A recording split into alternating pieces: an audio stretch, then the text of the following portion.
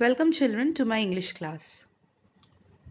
Today, we will continue with the chapter from our main course book, Damon and Pythias, which is from the genre of Greek legend.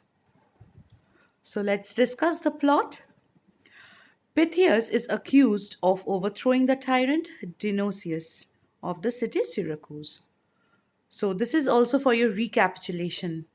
Before his execution, he leaves to say his last goodbyes, leaving his friend Damon to take his place if Pythias does not return on the day of execution. So Pythias on the estimated day does not arrive until when Damon was about to be killed, Pythias comes running to save his friend. Dionysius was astonished about his noble act. He let both Damon and Pythias free. So the characters which we had read in the story are Damon, Pythias, and Dionysius. And the theme of the story is friendship, loyalty, trust. Pythias trusted his friend Damon with his life. Damon was loyal to his friend and their friendship prevailed. So here we will go for a short recapitulation of the covered portion of the last week. So here in the first picture, you can see that a soldier has come to arrest Pythias. And what he is saying, "Ho there, who are you that dares to speak so about our king? I am called Pythias. Don't you know it is a crime to speak against the king or his laws? You are under arrest." So in the next picture, we see that the soldier has brought Pythias in front of the ruler. "So Pythias, they tell me you do not approve of the laws I make. In other words, you are calling me a tyrant. I am not alone thinking your laws are cruel. Guards, take him away. But you have the daring to complain for them. Have they appointed you their champion?" "No, your majesty, I wish not to make any trouble for anyone, but people are suffering under your rule." So here is another scene from the last day's lesson, where here we see that Damon is brought in front. Damon is speaking with the ruler, and he has his appeal for his friend in front of the ruler. "Your majesty, I beg of you, let Pythias go home for a few days to bid farewell to his mother and sister. He gives his word that he returns at your appointed time. Everyone knows that his words can be trusted. He is a man under sentence of death. To free him even for a few days would strain his honesty. Any man's honesty too far. Pythias would never return here. I consider him a traitor, but I am certain he is no fool.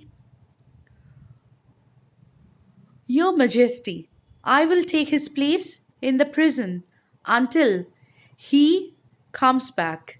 If he does not return, then you may take my life in his place. What do you say, Damon? I can't believe you mean it."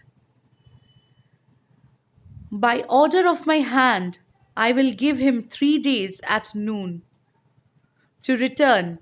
If he does not, then you will die in his place. I am so certain that Pythias I am offering to die in his place if he fails to return on time." "Thank you, your majesty." So Dionysius studied the two friends silently. "Very well," he said at last.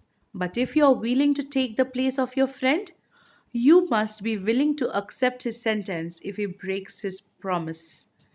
If Pythias does not return to Syracuse, you will have to die in his place."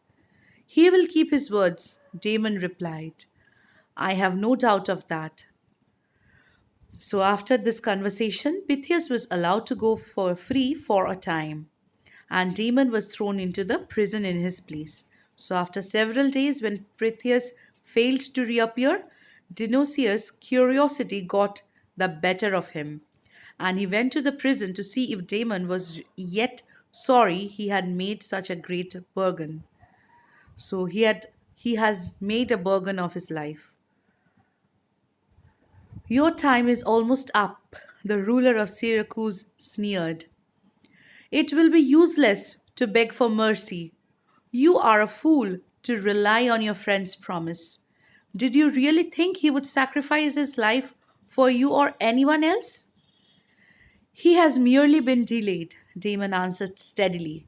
The winds have kept him from sailing, or perhaps he met with some accident on the road. But if he is humanly possible, he would be here on time. I am confident of his virtue, as I am of my own existence. So, this proves his confidence on his dear friend.